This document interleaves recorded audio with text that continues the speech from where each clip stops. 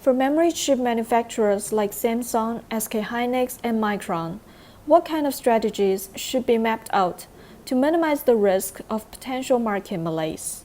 What's the difference between these other markets that you talk about and the markets that Samsung, SK Hynix, and Micron participate in? That difference is that the parts that are made by those three companies are all commodities. A lot of people say, how can a high-tech product be a commodity? And it's very simple. If I can buy a product from you or from somebody else, let's say you're Samsung, I can go to Samsung, I can say, I don't like your product, your price. I'm going to go to SK Hynix. And Samsung can't say, no, you can't. SK Hynix can supply the part just as well as you can.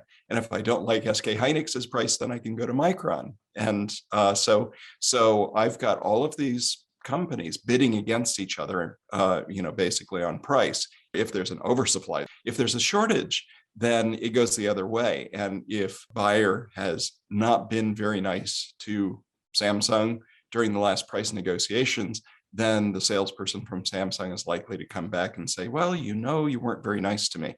And so we'll give you a nice high price because there's a shortage. So that's why the prices vary as much as they do. Now, for other products like an Intel processor, an NVIDIA coprocessor, whoever else, linear products, that kind of stuff, those products, the sale is really done at the time that a design decision is made. For Intel products, it's not so much that the designer chooses to use Intel, they're kind of stuck with them. But for example, let's say linear products, analog products. A company that makes analog products will go and spend some time with the engineer, have the supplier's engineers call on the user's engineers and help them to design in the supplier's product. And then once they do that, then it's locked in. And company that's manufacturing systems using those chips will end up having to go back to the chip supplier that helped them design it in and paying whatever price that chip supplier wants. And, they'll probably do a fair price, because if they start doing anything that's, too selfish, then it's likely that the next time a design is being done that they won't, the design engineer will be told not to use that company's chips. But that allows the prices of the chips to be very stable in these proprietary parts, where memory prices will just be going up and then crashing and up and crashing. And there's really not anything that these companies can do to prevent their parts from being commodities. And so, it's the market that they chose to be in. It's a market that does have price increases and price collapses, and the companies are structured to do as well as they can in that kind of a market.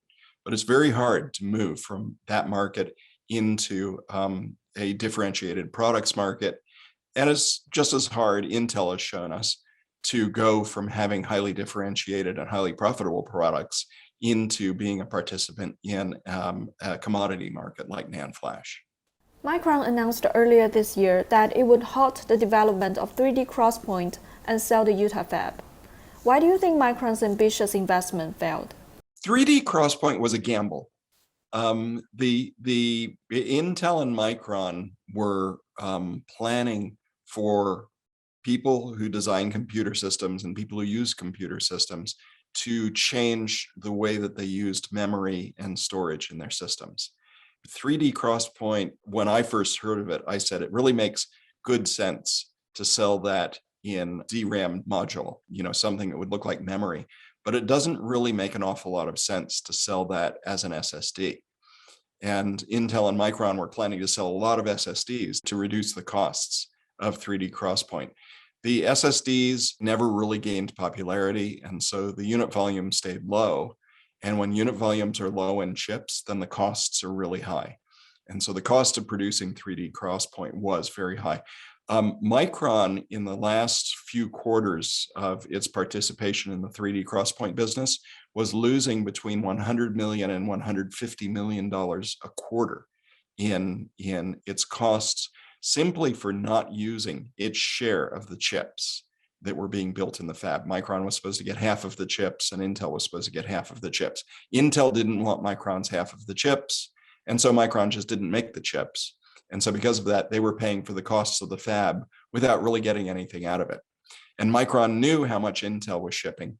And that wasn't, Micron couldn't find a way to make that into a profitable business based on the size of Intel's volume.